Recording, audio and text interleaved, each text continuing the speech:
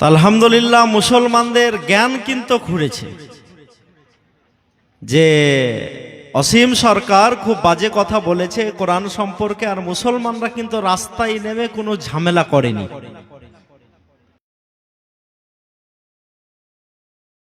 অসীম সরকার যে উদ্দেশ্য নিয়ে এই বাজে কথাটা বলেছে সে সফল হয়ে যেত, কিন্তু আলহামদুলিল্লাহ আমরা ইনশাল্লাহ করব। আপনারা কি বলেন, করবেন? করব না। এফআইআর হয়েছে, এবার দেখার বিষয় আছে আমাদের যে কি হচ্ছে এটা আমরা দেখি। কারণ কোরআন সম্পর্কে যারা এই বাজে কথা বলছেন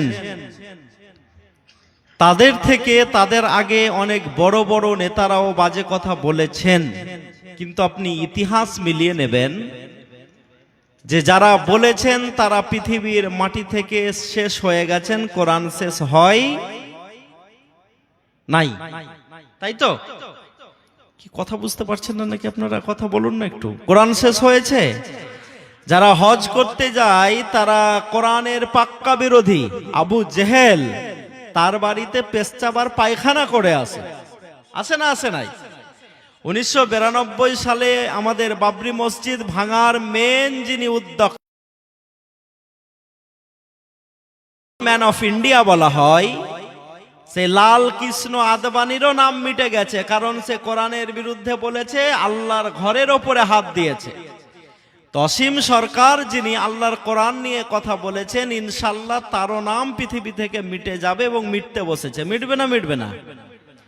এবং কোরআন সম্পর্কে, ইসলাম সম্পর্কে যারা বাজে কথা বলে আপনি মিলিয়ে দেখবেন তাদের প্রত্যেকেরই জন্মের, এটা আমার কথা নয়, আমার কথা হলে তো আপনারা রাগ করে ফেলবেন। আজকে যিনি খুব বাংলার মাটিতে আজে বাজে কথা বলছেন না, তার ব্যাপারে তো বলছেন যে উনার বাপ উনার মাসিকে বিয়ে করে ওই বাচ্চাটা হয়েছে। আমি বলছি না। তো যাদের এই সব বিষয়গুলো থাকে তারা আল্লাহর পবিত্র কোরআন সম্পর্কে বাজে কথা বলে, আর এই কথা শোনার পর যদি মুসলমানরা ঝাঁপিয়ে পড়ে যায় তো মুসলমানদের জন্য বড় ক্ষতি হয়ে যাবে। আমাদেরকে ঝাঁপিয়ে পড়তে হবে না। ইসলাম এত ঠুনকো নয় যে কাচের গিলাস নাকি যে কেউ এরকম করে মারলো আর ভেঙে গেল। যদি কোরআনটা আল্লাহর হয়, কোরআনটা কার? যদি দিয়ে বলছি, যদি কোরআনটা আল্লাহর হয় তো আল্লাহর ব্যাপারে তো আমরা জানি যে ইন্নাল্লাহা আলা কুল্লি শাইইন কাদির। আল্লাহ হচ্ছেন সব থেকে শক্তিমান, যিনি অক্সিজেন প্রবাহ করেন, যিনি সূর্যের আলো দেন, যিনি বৃষ্টি দেন। তো উনি বলে দিবেন পরিষ্কার যে আমার কোরআন সম্পর্কে অসীম এইরকম কথা বলেছো, তোমার অক্সিজেন বন্ধ করে দিলাম। আর কোনো ঝামেলা আছে? আছে গো? তো আল্লাহ অক্সিজেন বন্ধ করলো না, আর আল্লাহকে মাননেওয়ালা মুসলমানরা রাস্তায় নেমে কোনো ঝামেলা করতে পারে? বিশ্বনবী মুহাম্মদ রাসূলুল্লাহ সাল্লাল্লাহু আলাইহি সাল্লামের বিরুদ্ধে প্রতি বছর 60,000 বই লেখা হয়। কত বই লেখা হয়? 60,000 বই লেখা হয় বিশ্বনবী মুহাম্মদ রাসূলুল্লাহ সাল্লাল্লাহু আলাইহি সাল্লামের বিরুদ্ধে। যেই নবী মুহাম্মদ রাসূলুল্লাহ সাল্লাল্লাহু আলাইহি সাল্লামের বিরুদ্ধে এত বই লেখা হয়, সেই মুহাম্মদ রাসূলুল্লাহ সাল্লাল্লাহু আলাইহি সাল্লাম যেই ধর্মখানা আমাদের কাছে পৌঁছে দিয়ে গেছেন, সেই ধর্মের অনুসারীরা আজকে পৃথিবীতে হু হু করে বাড়ছে। বলেন আলহামদুলিল্লাহ। এবং আমি সব জায়গায় বলি, যারা ওয়াকাফ অ্যামেন্ডমেন্ট বিল এনে আমাদের মসজিদ কাটতে চাও, মাদ্রাসা কাটতে চাও, কবরস্থান কাটতে চাও, তাদেরকেও আমরা বলতে চাই আর মাত্র 25টা বছর 2050 হতে হতে পৃথিবীর মাটিতে যেই ধর্মটা 1 নম্বর শক্তিশালী হিসাবে আত্মপ্রকাশ করতে চলেছে সেটা হচ্ছে ইসলাম। নারে তাকবীর। কতদিন আর কতদিন? 25 বছর। এখন এটা সেকেন্ড পজিশনে আছে গোটা ওয়ার্ল্ডে, আর 25 বছরের ব্যবধানে ইসলামটা 1 নম্বর হয়ে যাবে ইনশাআল্লাহ। আপনারা কি বলেন, হবে না? হবে না? কথা যদি হাবিবুল্লাহর হতো তাহলে জালসা থেকে নেমে নেমে হাবিবুল্লাহ অ্যারেস্ট হয়ে যেতে পারত, কিন্তু কথাটা হাবিবুল্লাহ নয়, কথাটা হচ্ছে গোটা বিশ্বের জ্ঞানীগুণী মাতব্বরদের কথা। তাই আমাকে তো বলে কিচ্ছু হবে না, কারণ কথাটা তো আমার নয়, আমি না বললেও তো অন্য একজন বলবে। তাই গাজীপুরের মানুষকে আমি বলতে এসেছি যে আলহামদুলিল্লাহ খুব সুন্দর বুদ্ধির আপনারা প্রমাণ দিয়েছেন যে কোন কোরআনের ব্যাপারে কথা বলো, যেই কোরআন 1450 বছর আগেই বলে দিয়েছে আলিফ লাম মিম জালিকাল কিতাব, জালিকাল কিতাব লা রাইবা ফি, যে এটা হচ্ছে সেই কিতাব যেই কিতাবের ভিতরে কোনো সন্দেহের অবকাশ নাই। এবং তোমাদের যদি সন্দেহ হয়, তোমাদের যদি মতবিরোধ থাকে, অসীম সরকারকে আমরা বলতে চাই, আমিও তো চ্যালেঞ্জ করেছি, এফআইআর করেছি তার নামে এবং বলেছি অসীম সরকার যদি হাবিবুল্লাহর সঙ্গে বসতে চাই, হাবিবুল্লাহ ইনশাল্লাহ রাজি আছে, কিন্তু 4 পাস অসীম সরকার তো MA পাস হাবিবুল্লাহর সাথে বসতে পারে না। পারে জি? কি বলেন আপনারা, পারে? হ্যাঁ, কিছু বলছেন না যে আপনারা? অসীম সরকারের ডিগ্রি কতটা? সোশ্যাল মিডিয়া বলছে, আমি বলছি না, বলছে নাকি 4 পাস। এবং আজকে মজার একটা খবর দেখছিলাম যে তার জামাই নাকি আবার মুসলমান। দেখেছেন আপনারা? দেখেছেন? আমি একদিন দিল্লি থেকে ফিরছি, তড়িঘড়ি যেই ফ্লাইটে বসছি, সেই ফ্লাইটে দেখলাম যে একজন বড় মন্ত্রী সাহেব, মন্ত্রীর দিকে যখন তাকিয়ে দেখলাম, আলহামদুলিল্লাহ খুব ভালো লাগলো, জাতিতে মুসলমান আর জামাই আবার আমার এক হিন্দু বড় নেতার। তো মুসলমানদের ঘাবড়ানোর কিছু নেই। যেই লালকৃষ্ণ আদবানি বাবরি মসজিদকে ভাঙার উদ্যোগ গ্রহণ করেছিল, আল্লাহ রাব্বুল আলামিন তার ঘরে ইসলামকে পৌঁছে দিয়েছেন, তার ভাতিজি ইসলাম কবুল করেছেন। এবং আগামী দিনে যদি নতুন করে ওই জায়গা থেকে আশহাদু আল্লা ইলাহা ইল্লাল্লাহ ওয়া আশহাদু আন্না মুহাম্মাদুর রাসূলুল্লাহ বলে, তাহলে লালবান আদবানির ভাতিজির ছেলে আসলাম বলবে ইনশাআল্লাহ নারে তাকবীর।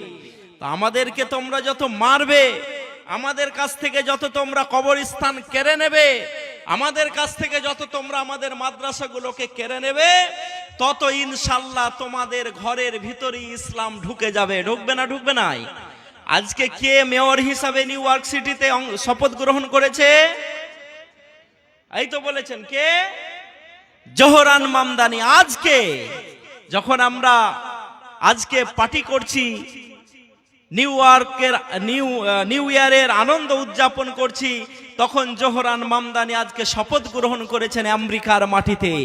যেই আমেরিকা 24 বছর আগে বলেছিল যে আমরা ইসলামের বিরুদ্ধে লড়াই করে ইসলামকে মিটিয়ে দিব, সেখানে একজন লা ইলাহা ইল্লাল্লাহ মুহাম্মাদুর রাসূলুল্লাহ পাশে কোরআনটাকে হাতে নিয়ে শপথ গ্রহণ করে গোটা পৃথিবীকে দেখিয়ে দিলেন যে যারা কোরআনকে অনুসরণ করে, দেখো তাদের হাতে আমেরিকার নিউ ইয়র্ক সিটি। বলেন আলহামদুলিল্লাহ।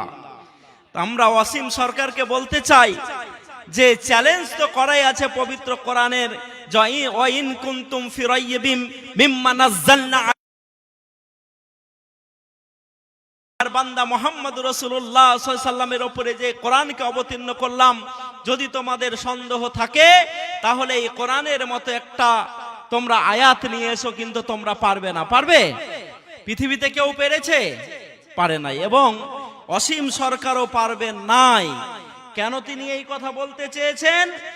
যাতে উনি একটা বাজে কথা বলে দেন আর আমরা মাথায় টুপি দিয়ে পাঞ্জাবি পরে দাড়ি রেখে রাস্তায় নেমে পড়ি, আর ওই দলটাকে দেখে উনি বলতে পারেন দেখো দেখো মোল্লারা সব এক হয়ে গেছে, এবার ভোটটা আমাদেরকে এক হয়ে দিতে হবে, 26-এ বাংলাটা আমাদের দখল করতে হবে। কিন্তু ইনশাল্লাহ মুসলমানরা চালাক হয়ে গেছে। হয়েছে না হয় নাই?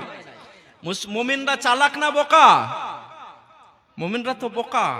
ডিসেম্বর মাসের 31 তারিখ পার করে আজকে জানুয়ারির 1 তারিখ পড়লাম, এই কনকনে ঠান্ডাতে আমরা নামাজ পড়ি, উজু করি, বোকা নয়? কি ফজরের নামাজ পড়েছেন আপনারা? এসা পড়েছেন? পানি লাড়তে খুব ভালো লাগছিল? হ্যাঁ, পানি লাড়তে ভালো লাগছে কি না ঠান্ডা? কথা এটাও বলবেন না। ঠান্ডা না গরম পানি? ঠান্ডা। তো গোটা পৃথিবী যখন ঠান্ডার কাছে হেরে যাচ্ছে, ঠান্ডা পানি তখন মুসলিমদের কাছে হেরে যাচ্ছে। নারে তাকবীর। তাই ভাইরা, মুমিনরা বোকা নয়, মুমিনরা হচ্ছে চালাক। নেকি তো মরার পরে পরে পাবই। বর্তমান সায়েন্স বলছে যে সারা দিনের ভিতরে 4 থেকে 5 বার চোখে ঠান্ডা পানি দিতে হবে। তো মুসলমানরা উজু কবার করে ফজর নামাজের জন্য? কবার করে? 5 বার করে। তো তোমার সায়েন্স 2025 সালে এসে বলল 2026 সালে এসে বলল, আর মোহাম্মদুর রাসূলুল্লাহ সাল্লাল্লাহু আলাইহি ওয়াসাল্লাম এটা আমাদেরকে 1450 বছর আগেই শিখিয়ে দিয়েছেন, না দেন নাই? যখন কোভিড-19 হচ্ছিল তখন আমাদেরকে দেখাচ্ছিল না যে এরকম করে হাত ধুতে হবে? দেখাচ্ছিল না? হ্যাঁ, যে হাতের ফাঁকগুলোতে একদম ভালো করে করে হাত ধুতে হবে। যারা উজু করে এরকম ফাঁকে ফাঁকে হাত ধয় না, ভালো করে ধয় না? তো তুমি তো এটা এসে বন্ধু শিখছো কদিন আগেই।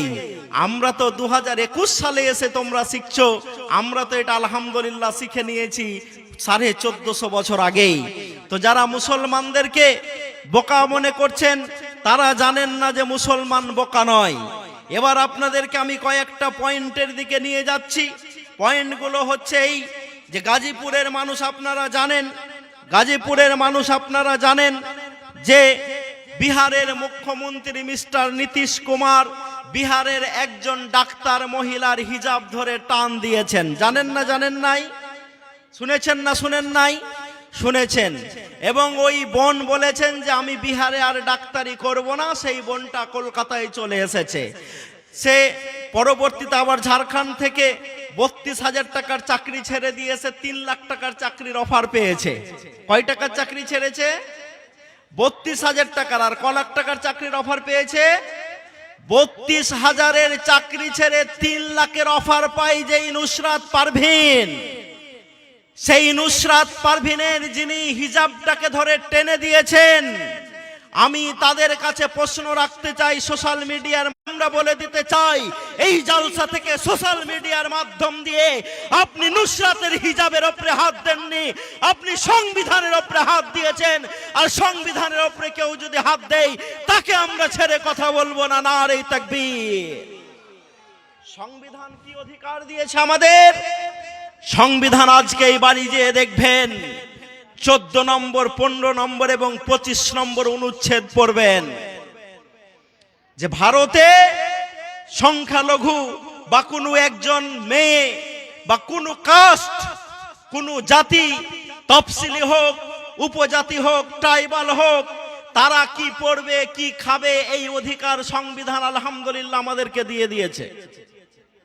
কি বলছেন ওনাদেরকে? বসতে বলছেন কেন? কি অসুবিধা হয়েছে? সবার তো পায়ের সমস্যা আছে, তাই তো বসে না। হ্যাঁ, তো কেন বসতে বলছেন? হায় হায় মুসলমান।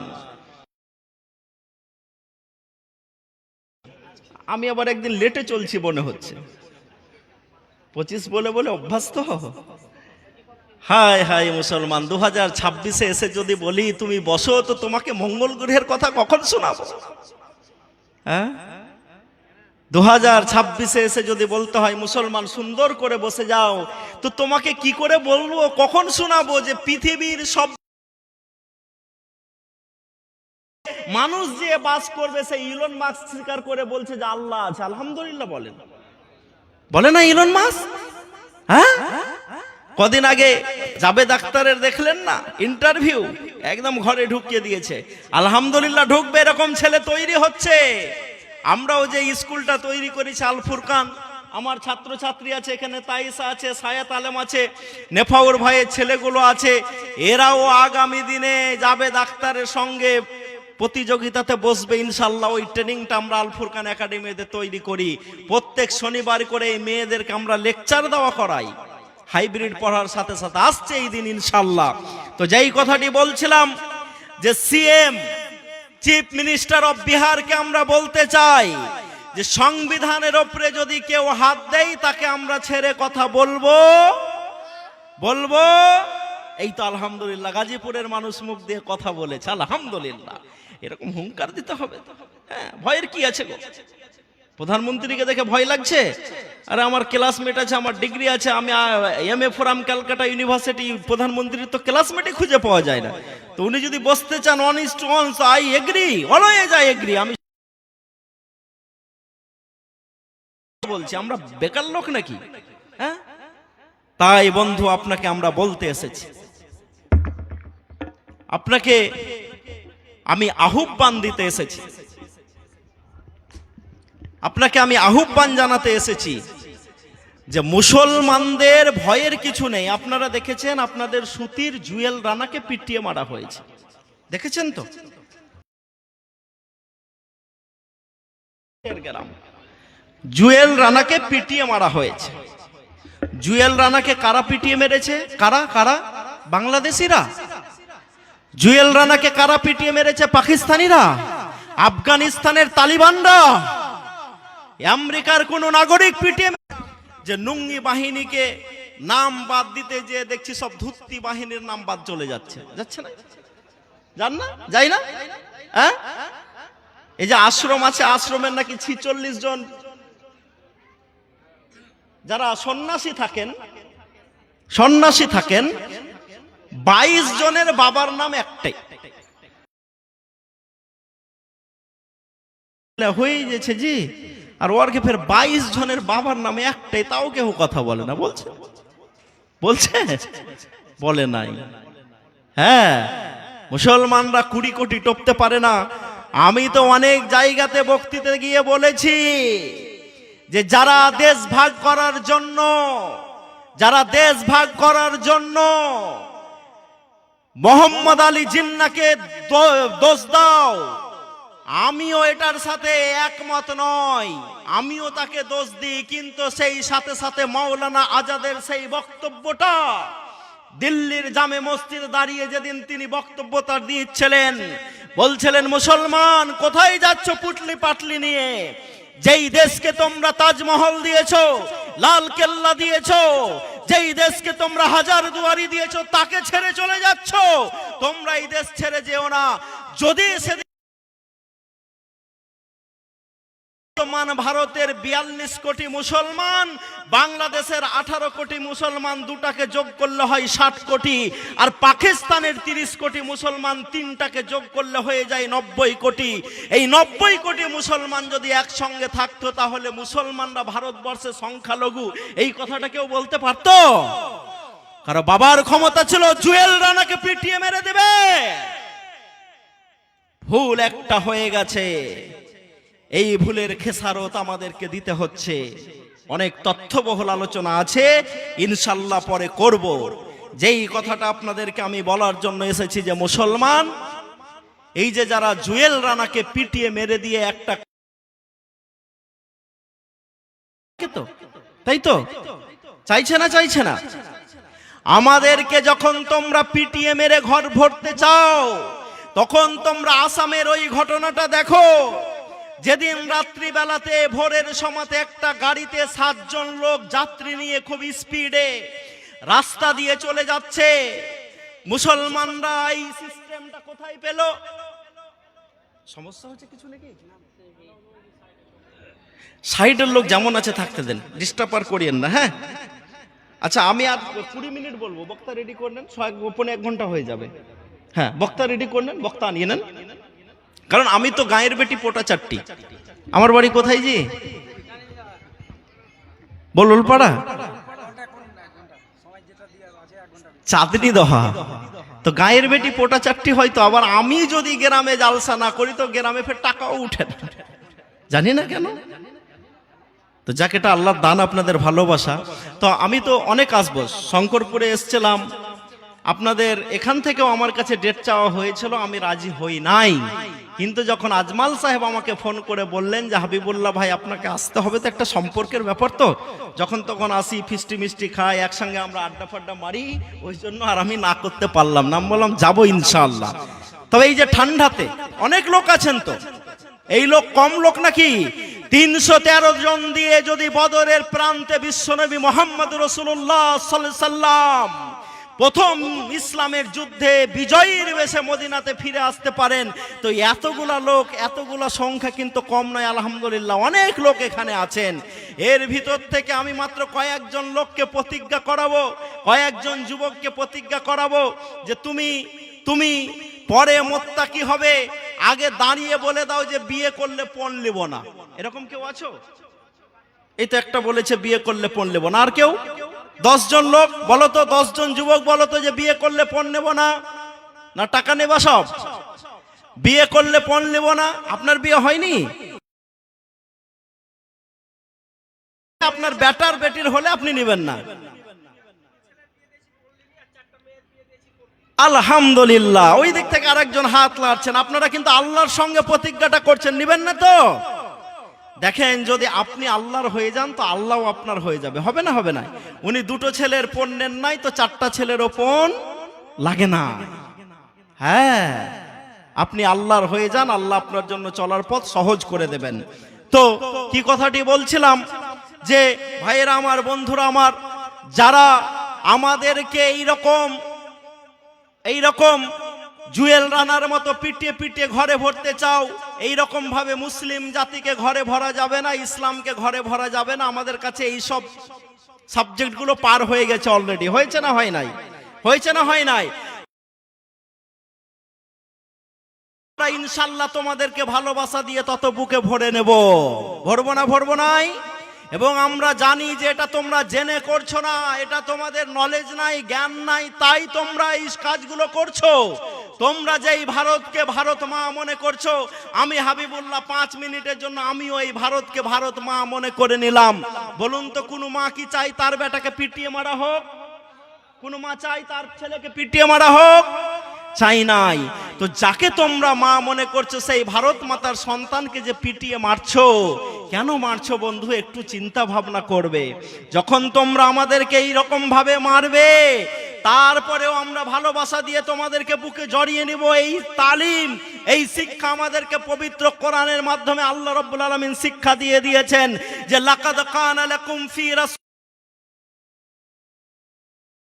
মুহাম্মদ রাসূলুল্লাহ সাল্লাল্লাহু আলাইহি ওয়াসাল্লামের চরিত্রের ভিতরে রয়েছে তোমাদের জন্য উত্তম আদর্শ।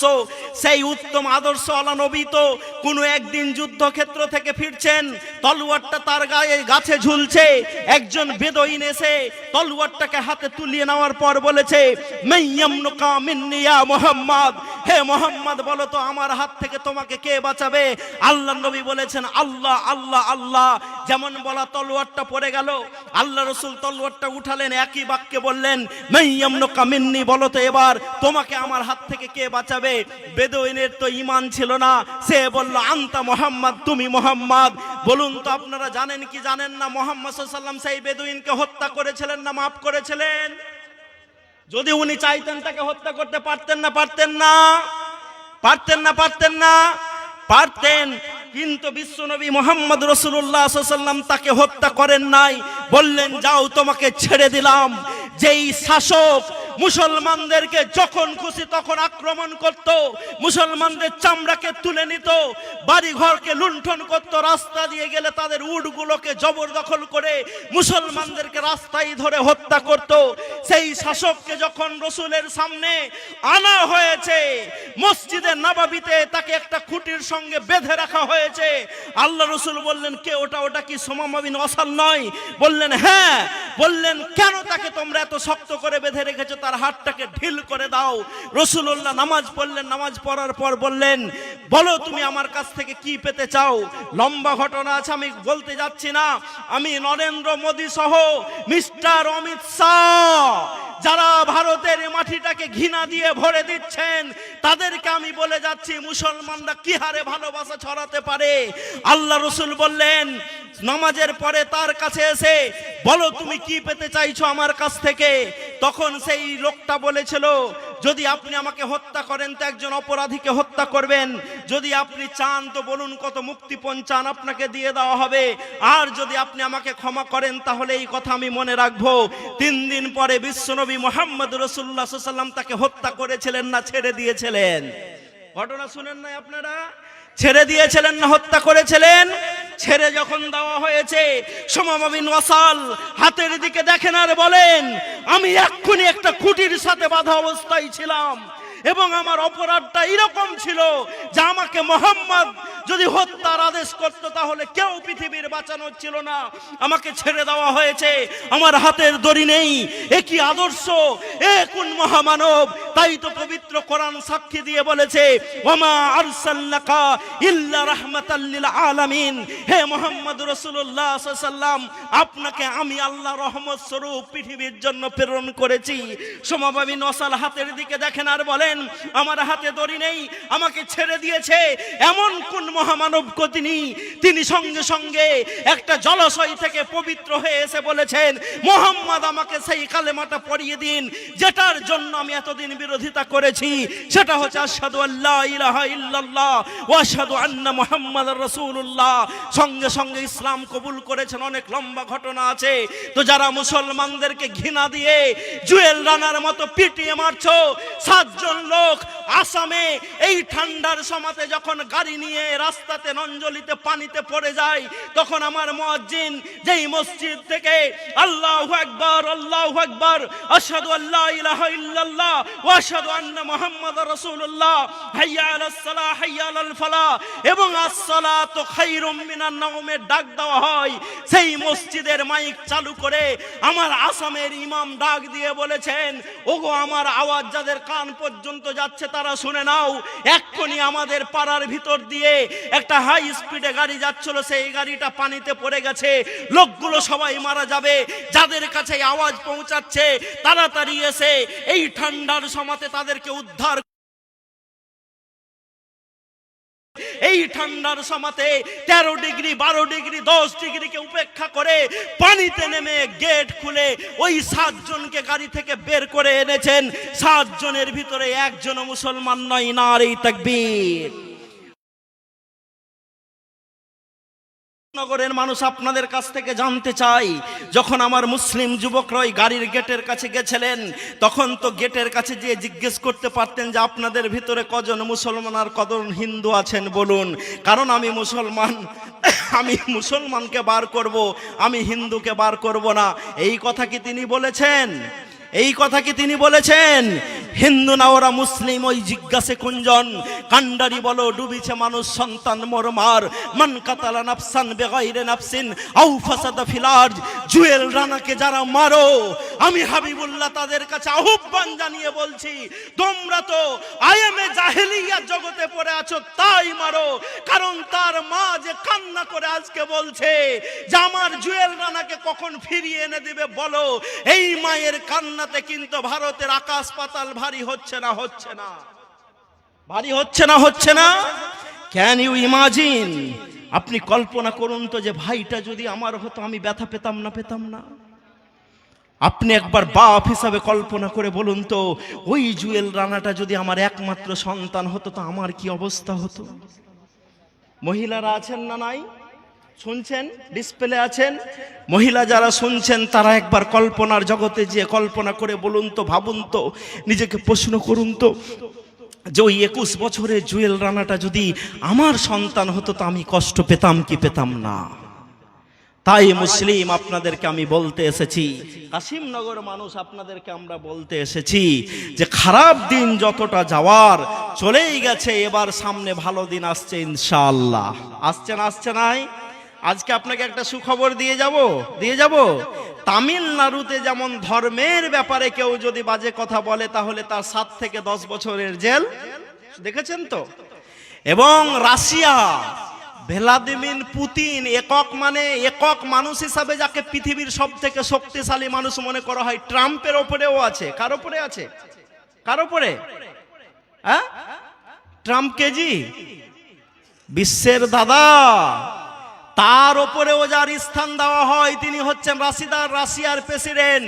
তিনি তার পার্লামেন্টে আইন পাস করে বলেছেন, কেউ যদি প্রফেট মুহাম্মদ রাসূলুল্লাহ সাল্লাল্লাহু আলাইহি ওয়াসাল্লামের বিরুদ্ধে কোনো কথা বলে তাহলে তাকে জেলে ভরে দেব। নারে তাকবীর। আসছে বন্ধুরা এই দিন, খারাপ দিন যা আসার এসেই গেছে, আর খারাপ দিন আসবে হ্যাঁ না? আপনার কাশিমনগর অঞ্চলে খাই না? কিছু বলছেন না যে? না মঞ্চে নেতা বসে আছে তাই? খাচ্ছে না? না নেতা বসে আছে তাই ভয় লাগছে আপনাদের? আরে বলুন না, ওইটাকে আমি সামলে নেব, আপনারা সাক্ষী দিয়ে বলুন না। মানে রাস্তা থেকে খাচ্ছে না? খাচ্ছে। আর সামান্য 4 বছর আগে একটা রাষ্ট্র স্বাধীন হলো নতুন করে, আমাদের প্রতিবেশী রাষ্ট্র, নাম তার আফগানিস্তান, হয় নাই? দিয়েছে। সেখানকার যখন সেখানকার যখন একজন ভারতে মন্ত্রী আসেন, বিদেশ মন্ত্রী, তখন বারবার মিডিয়া দেখায় যে তিনি যেই চাদরটা পরে আছেন সেই চাদরটাতে ফুটো আছে। এই আদর্শটা কোথা থেকে পায়? সেটা তো মোহাম্মদ রাসূলুল্লাহ সাল্লাল্লাহু আলাইহি ওয়াসাল্লামের কাছ থেকে পায়। তো 2001 সাল থেকে বোমা ফেলে যেই দেশটাকে আপনারা ছারখাড় করলেন, 20 বছর পর আবার স্বাধীন হয়েছে, সেই দেশের টাকার দাম হু হু করে বাড়ছে, বাড়ে নাই? এই রকম ভাবে যদি আফগানিস্তানের টাকার দাম বাড়ে, তাহলে ডলারকে ধরতে এদের বেশি দিন টাইম লাগবে না। লাগবে? আর আমাদের টাকার দাম কত পড়ছে জানেন? কত পড়ছে জানেন? একটা ডলার কিনতে আমরাকে এখন 92 টাকা দিতে হবে জি। হ্যাঁ, কত দিতে হবে? টাকার দাম যদি কমে তো দেশের মান বাড়ে না কমে? মুসলমানদেরকে ইন্টারন্যাশনাল বিষয়েও মাথা লাগাতে হবে। হ্যাঁ, টাকার দাম যদি কমে তো ভারতের মানও কমবে। টাকার দাম যদি কমে তো সোনার দাম বাড়বে। সোনার দাম কি হবে? বাড়বে। তো আমার বেটির যখন বিয়ে দিতে যাবো তো 1 ভরি সোনা আগে 80,000 টাকা পেতাম, তো এখন যে ফের 1,40,000 নাকি না কত? হ্যাঁ ঠিক বলেছে, 1 লাখ। এর কাছে ভালো খবর আছে। হ্যাঁ, 1,57,000। তো 1,57,000 শুধু আজমাল সাহেব কিনতে গেলে ওয়াল নিবে না। যারা জয় শ্রীরাম বলে রান্নাকে মেরেছে ওরা যদি কিনতে যায় তো ওকেও দিতে হবে না, ওর জন্য ছাড় আছে?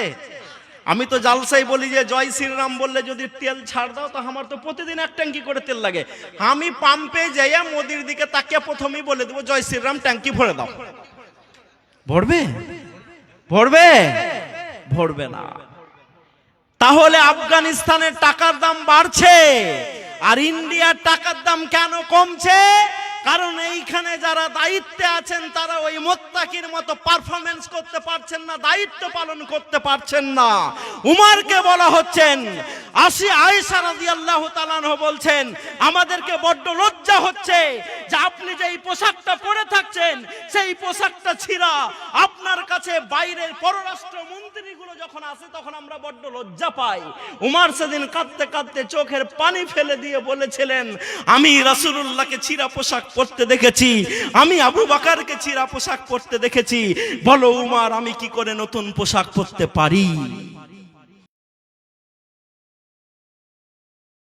করছেন যে খলিফা, তার পোশাকটা হচ্ছে ছিঁড়া, আর তার আমলে জনগণের হাতে এত টাকা আসছে যে সকাল বেলাতে যখন পোঁটা ফেলছে তো রেশমের রুমাল।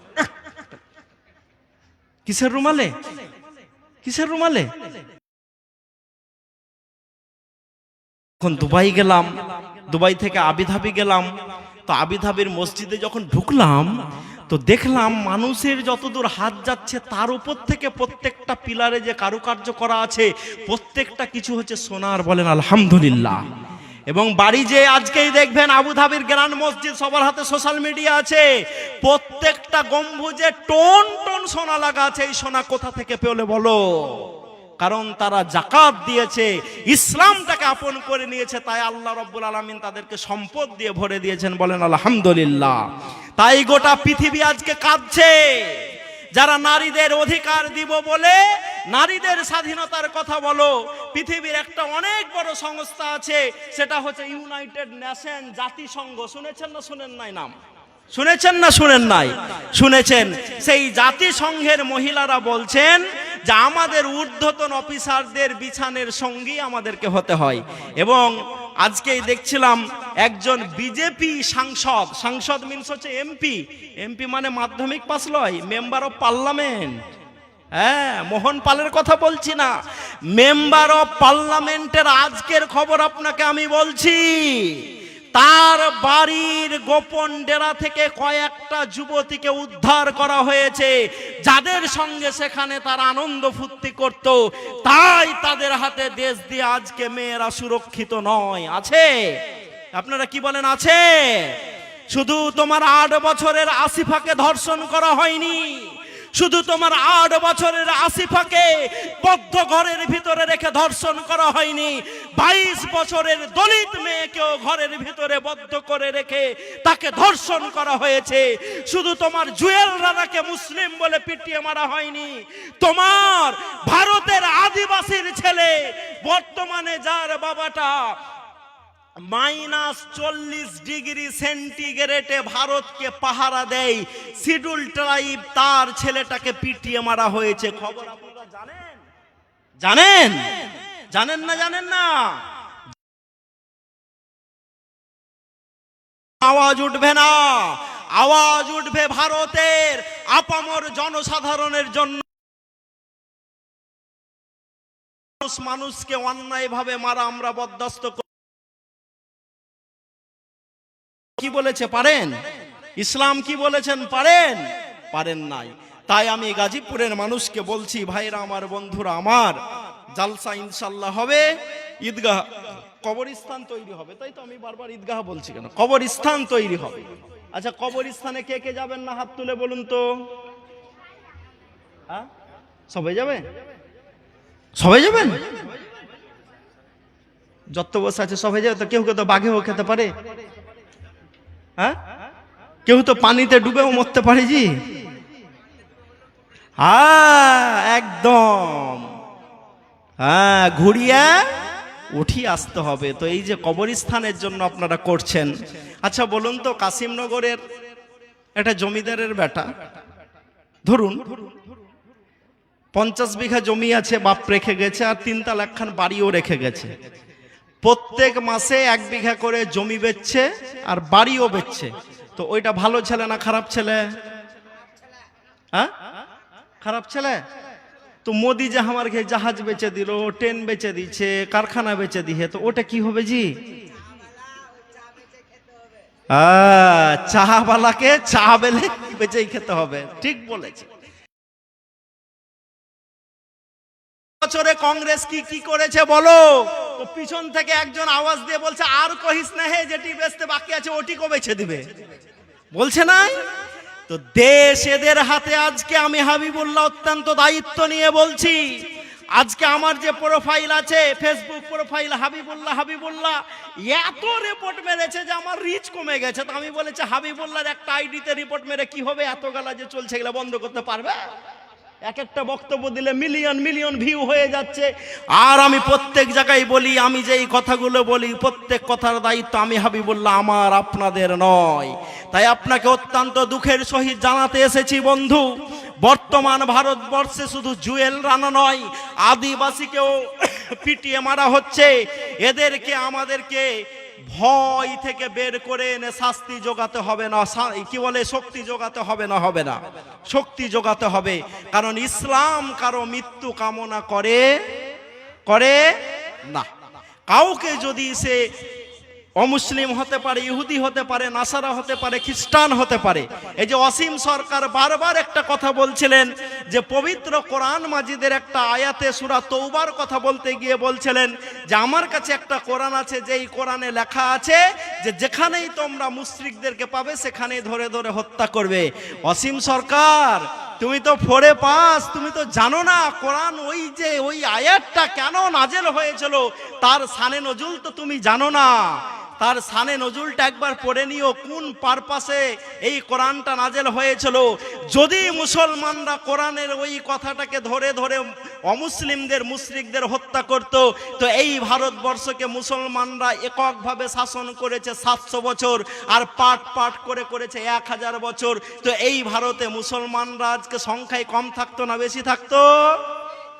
বেশি থাকতো না কম থাকতো? এবং আমি হাবিবুল্লাহ 20খানা মন্দিরের ছবি তুলে নিয়ে এসেছি, যেই মন্দিরগুলোর বয়স হচ্ছে 700 থেকে 2100 বছর। কত বছর বললাম? 700 থেকে 2100 বছর। মুসলমানরা যদি ওই মুশরিকগুলোকে ধরে ধরে হত্যা করত, তো ভারতের মাটিতে 1000 বছরের কোনো পুরনো মন্দির থাকতো? ভারতের মাটিতে 1500 বছরের কোনো পুরনো মন্দির থাকতো? ভারতের মাটিতে 2000 বছরের পুরনো কোনো মন্দির থাকতো না। তার মানে অসীম সরকার, তুমি তো একটা বোকা গবেট। তোমার ওই নলেজটা নাই কি পারপাসে আল্লাহ রাব্বুল আলামিন ওই পবিত্র কোরআনটাকে নাজেল করেছেন, ওই আয়াতটাকে স্পেসিফিক কার জন্য পাঠিয়েছেন তুমি একবার স্টাডি করে দেখে নাও না। আর যদি বুকে দম থাকে তাহলে আমি হাবিবুল্লাহ তোমাকে চ্যালেঞ্জ করছি, আমার সঙ্গে বসে যাও। পারবে? পারবে? আরে 56 ইঞ্চির বিরোধিতা তো করে আমি বলি, কার 56 ইঞ্চি জি? কার? কার? তো অসীম সরকার তো আমার কাছে একটা মানে মাছির মতো ব্যাপার। হ্যাঁ ভাইরা আমার, বন্ধুরা আমার, আপনাদেরকে আমি আহ্বান জানাতে এসেছি যে কাসিমনগরের মানুষ একটু আমাদেরকে চোখ কান খোলা রাখতে হবে। কারণ বর্তমান ভারতে যেই অবস্থাটা চলছে, মুসলমানদেরকে চোখ কান খোলা রেখে চলতে হবে। কারণ শুধু মুসলমানরা ভারতে অসুরক্ষিত নয়, ভারতের 140 কোটি মানুষের আজকে নিরাপত্তা বলে কোনো জিনিস নেই। আছে? আলিগড় ইউনিভার্সিটির ভিতরে যদি সেখানকার প্রফেসরকে দিনের বেলাতে হত্যা করা হয় তাহলে মানুষ আর কোথায় সুরক্ষিত? আজকে বড় সাংবাদিককে রাস্তায় যেতে যেতে যদি গুলি খেতে হয়, বড় বক্তাকে যেতে যেতে যদি গাড়ি চাপা দিয়ে মারা পড়তে হয়, ভারতের মাটিতে কেউ সুরক্ষিত নয়। তাই আজকে আপনাদেরকে আমি আহ্বান জানাতে এসেছি যে ভাইরা আমার, বন্ধুরা আমার, এই সময়তে আমাদের চোখ কান খোলা রেখে পাকে অতি সাবধানতার সহিত ফেলে ইসলাম যে দায়িত্ব দিয়েছেন, কুনতুম খায়রা উম্মাত উখরিজাত লিন-নাস তা'মুরুনা বিল মারুফ ওয়া তানহাউনা আনিল মুনকার। আল্লাহ রাব্বুল আলামিন মানুষদের ভিতর থেকে আমাদেরকে উত্তম হিসাবে বেছে নিয়েছেন, আমাদেরকে দুটো কাজ দিয়েছেন। একটা হচ্ছে ভালো কাজের আদেশ করতে হবে, আর একটা কি কাজ? মন্দ কাজ থেকে আমাদেরকে নিষেধ করতে হবে। এই দুটো কাজ যদি আমরা ঠিক মতো পালন করি, আগামী দিনে দেখব ইনশাআল্লাহ ভারত সহ গোটা পৃথিবী সুরক্ষিত হবে। হবে না? হবে নাই? হবে না? হবে নাই? বলে তুমি কাসিমনগরের লোক যখন ভয়ে ভীতু হয়ে ঘরে ঢুকে যাচ্ছ, তখন কি জানো তোমার আল্লাহ মুহাম্মদ এই নামটাই আমেরিকার প্রত্যেকটা ঘরে ঘরে ভরে দিয়েছেন? বলেন আলহামদুলিল্লাহ। হ্যাঁ, আজকে আমেরিকায় কোনো বাচ্চা জন্মগ্রহণ করলে সব থেকে সেখানকার জনপ্রিয় নামই হচ্ছে মুহাম্মদ। জনপ্রিয় নাম কি? মুহাম্মদ। এবং অসীম সরকার গবেট, তুমি জানো না গাধা, তুমি তো তুমি আবু জেহেল যাকে বলা হতো জ্ঞানের সাগর, সেই আবু জেহেল বিশ্বনবী মুহাম্মদ রাসূলুল্লাহ সাল্লাল্লাহু আলাইহি ওয়াসাল্লামের লুকিয়ে লুকিয়ে কাবার মাটিতে রাত্রি বেলাতে কোরআন শুনতে যেত। যখন কোরআন শুনতে যেত তখন 2-3 নেতার সঙ্গে দেখা হয়ে যেত, বড় বড়, সবাই মুখকে ঢেকে ঢেকে অন্যদিকে পালিয়ে যেত। আবার পরের দিন যখন বিশ্বনবী কোরআন তেলাওয়াত করতেন, আবার সবাই কোরআন শোনার জন্য একত্রিত হয়ে যেত। যখন 3 দিন হয়ে গেছে, জানাজানি হয়ে গেছে, তখন আবু জেহেলকে বলা হচ্ছে যে আমরা তো মুহাম্মদ সাল্লাল্লাহু আলাইহি ওয়াসাল্লাম যে কোরআনটা পড়ছেন, আমরা তো জানি যে এই কোরআনটা আল্লাহর পক্ষ থেকে এসছে, তা আপনি কেন মেনে নেন না? আপনিও তো ইসলামটাকে কবুল করে নিতে পারেন। তখন আবু জেহেল বংশের সব সমাতে প্রতিযোগিতা হতে হতে আসে, ওরা বলে যে আমাদের বংশে একটা নবী আসবে, যেটা নবী তোদের বংশে আসবে না। তো আমি যদি মেনে নিই তাহলে তাদের বংশকে প্রায়োরিটি দেওয়া হলো, প্রাধান্য দেওয়া হলো, তাই আমি অ্যাকসেপ্ট করতে পারলাম না। সেই আবু জেহেলের বাড়িতে হাজী সাহেবরা যদি যে পেশচাপ করে আসে, আগামী দিনে অসীম সরকারের বাড়িতেও যে লোক পেশচাপ করে আসবে ইনশাআল্লাহ। আসবে না? আসবে না? আসবে না? আসবে না? আসবে। তাই ভাইয়েরা আমার, বন্ধুরা আমার, আমি কিছু ডকুমেন্টস নিয়ে এসেছিলাম, আর ডকুমেন্টসের দিকে আমি এগোচ্ছি না। বক্তা এসেছেন? বক্তা কি করব? আমাকে চালাইতে বললে তো 3 ঘন্টা চালাইলে এরা পালাবে না, যা অবস্থা। ঠান্ডা লাগে না জি আপনাদের জি? তো বলতে পারেন না যে শেষ করেন? হেই, এটা কেমন কথা হলো? তো বলতে তো হবে যে শেষ করেন। আর কত শুনবেন? অনেক শুনছেন, তো শুনে শুধু একটু আমল করার চেষ্টা করবেন। আমি তো যেখানে বক্তৃতা দিতে যাই শ্রোতাদেরকে কথা বলাই। কেন বলাই জানেন? কারণ বক্তারা যখন বক্তৃতা অতিরিক্ত দেয় মাথার ওপর দিয়ে চলে যায়, যায় না? আমরা মাওলানারা আপনাদেরকে শিখাতে পারিনি টাটকা লাভ। পৃথিবীতে যদি ইসলাম কায়েম হয় তো টাটকা কি লাভ আছে জানেন? শিখাতে পারিনি। তাই আপনাদেরকে একটু আমি কথা বলাই প্রত্যেক জায়গাতেই। যদি কথা বলেন ইনশাআল্লাহ মোদি ভয় করবে। করবে না? করবে না? করবে না? করবে না? আমরা শুধু মৌলবীরা বলেছি জাকাত দাও, জাকাত দাও, জাকাত দাও, বলি নাই? কোরআনের কোনো জায়গাতে লেখা নেই যে জাকাত নাও, জাকাত নাও। কি লেখা আছে? জাকাত দাও। মৌলবীরা জাকাত দিবে, মৌলবীরা মার্সিডিজে চলবে, মৌলবীরা বিএমডব্লিউতে চলবে, মৌলবীরা ভলভোতে চলবে, তাহলে তো দেখে কেউ শিখবে যে আমার বেটাকে মৌলবি করতে হবে। খালি মৌলবীরা খালি ভাঙা সাইকেল নিয়ে ঘুরে বেড়াবে নাকি? এই অবস্থা মৌলবীদের ছিল না, মাওলানাদের ছিল না। ব্রিটিশরা 190 বছর ভারতবর্ষকে শাসন করে এই কাজটা করেছিল, যেটা থেকে আমাদেরকে বেরিয়ে আসতে হবে। একটা বক্তা যদি তৈরি করতে পারেন, কারো ছেলে যদি বক্তা হয়ে যায়, ওই বক্তার সামনে কোনো ডাক্তারও নেই, মাস্টারও নেই। আছে জি? ডাক্তারকে কয়দিনে পারবে আমি জানি না, তবে বক্তা যদি বড় হয় তো একদিনে একটা মাস্টারের বেতন চলে আসবে। কি আসবে না? এই তো আলহামদুলিল্লাহ, এটাও ফের সুন্দর কথা। বক্তাকে ঘুষ লাগে না কিন্তু ডাক্তারকে ঘুষ লাগে। খুব সুন্দর সুন্দর কথা বলছে। কি নাম তোমার জি? কি নাম? আশিকুল ইসলাম। খুব সুন্দর কথা বলেছেন। তো বক্তা নিয়ে আসেন, আমাকে এবার ছাড়েন, কারণ আমি 1 ঘন্টার কাছাকাছি পৌঁছে গেছি আর আমি খুব চাপে আছি। কেন চাপে আছি জানেন? খুব আপনাদের যাতে কমিউনিটির কাজ হয় তার চেষ্টা আমরা করে যাচ্ছি। তো আপনারা আমাদের পাশে থাকবেন তো? শুধু 1 মিনিট নিজের জন্য একটা কথা বলবো। আমরা একটা স্কুল বানিয়েছি 2025 সালে। সেই স্কুলটাকে এবার অনেক বড় করে বানাচ্ছি, প্রায় 100 কোটি টাকা। কত বললাম? 100 কোটি টাকা খরচ করে বানাচ্ছি। 1 টাকাও দানের নেই, 1 টাকাও ফেতরার নেই, 1 টাকাও জাকাতের নেই, সব পকেটের টাকা, গাটের টাকা। এই বড় স্কুল আমরা বানাচ্ছি। যদি আপনাদের বাড়িতে ভালো ছেলে মেয়ে থাকে তাহলে আমাদেরকে দেবেন। যদি পয়সাওয়ালা হন, গরিব হলে পারবেন না, গরিবের জন্য একটা ছাড় আছে। সেটা হচ্ছে ছেলে যদি 90%-এর ওপরে নাম্বার পায়, রাফেল ভাই আছে, আমার রেজাউল্লাহ ভাই আছে, সর্বোপরি আমার সম্মানীয় দাদা রেজাউল্লাহ সাহেব আছে, যোগাযোগ করবেন। আমরা বাংলার মাটিতে এরকম অনেক বড় স্কুল বানাচ্ছি, যে স্কুল আগামী দিনে আমাদেরকে পথ দেখাবে, আমাদের সমাজকে পরিচালনা করবে। ইনশাল্লাহ পাশে থাকবেন তো? এই আহ্বান জানিয়ে আল ফুরকান একাডেমির জন্য দোয়া করিয়েন, আমাদের টিমের জন্য দোয়া করিয়েন, এবং সর্বোপরি আপনারা যে এসছেন এই কবরস্থানে যেই লোকগুলো পড়ে আছে তাদের কাছে নেকি পৌঁছে দেওয়ার মাত্র 3টা মাধ্যম। এই 3টা ছাড়া আর নেকি পৌঁছানো যাবে না। কটা মাধ্যম বললাম? 3টা মাধ্যম। মানুষ যখন মরে যায়, মুসলিম বুখারীর হাদিস, তখন তার প্রত্যেক আমল বন্ধ হয়ে যায় 3টা ছাড়া। 3টার ভিতরে একটা কি? একটা হচ্ছে সুসন্তান, নেক সন্তান। যখন রব্বির হামহুমা কামা রব্বায়ানি সাগীরা বলবো, যখন আমরা আমার বাপ দাদার জন্য দোয়া করব, তখন এই নেকি পৌঁছাবে না। এবং একটা হচ্ছে সাদকা জারিয়া। মসজিদ বানালেন, মসজিদে একটা ফ্যান দিলেন, 1 বস্তা সিমেন্ট দিলেন, এই যে যতদিন মসজিদ থাকবে ততদিন এই নেকি পৌঁছাতে থাকবে। যারা কবরে পড়ে আছে তারা পেতে থাকবেন, যারা মসজিদ বানিয়ে গেছেন। আরেকটা কি? আরেকটা হচ্ছে উপকারী জ্ঞান।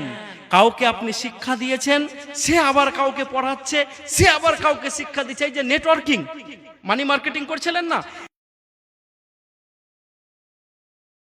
যখন আমরা কবরে চলে যাব তখন ইনশাল্লাহ এর বেনিফিটটা আমরা পাবো।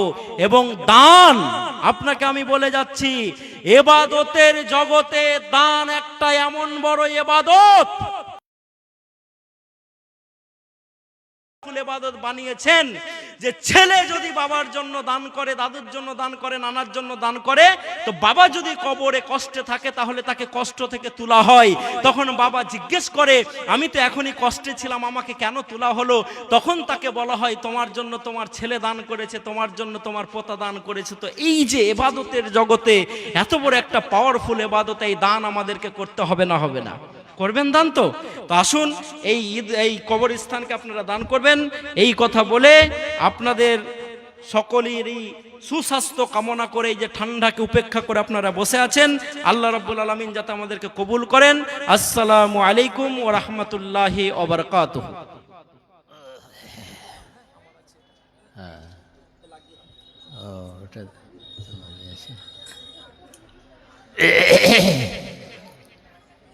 এবার আপনাদের সামনে আজকের জালসার যিনি প্রধান বক্তা হিসেবে আছেন জনাব মাওলানা হুমায়ুন কবির সালাফি সাহেব, বিহার থেকে আগত। উনি আপনাদের সামনে এসে তার মূল্যবান বক্তব্য আপনাদের সামনে রাখবেন। আপনারা তার সহযোগিতা করুন। যারা দাঁড়িয়ে আছেন বসুন, যারা বসে আছেন একটু সময় দিন, তার মুখ থেকেও কিছু শুনুন। এই অনুরোধ রেখে আপনাদের সামনে তাকে এনে দিচ্ছি।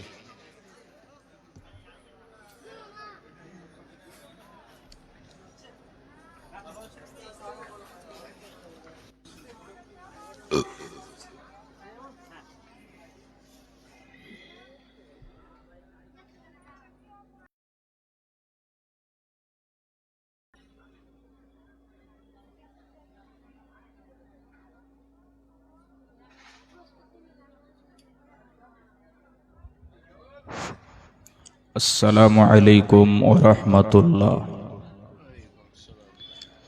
ভাইজান যিনারা দাঁড়িয়ে আছেন একটু দয়া করে বসে যান।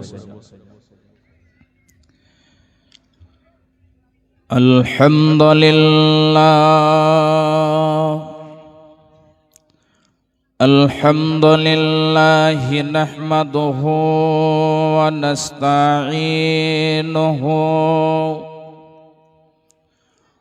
ونستغفره ونعوذ بالله من شرور أنفسنا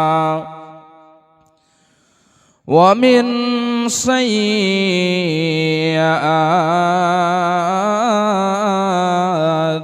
أعمالنا من يهده الله فلا مضل له ومن يضلله فلا هادي له وأشهد أن لا إله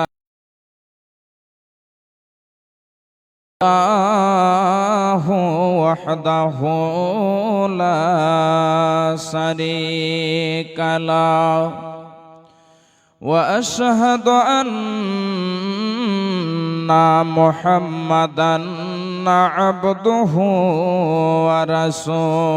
ورسوله الذي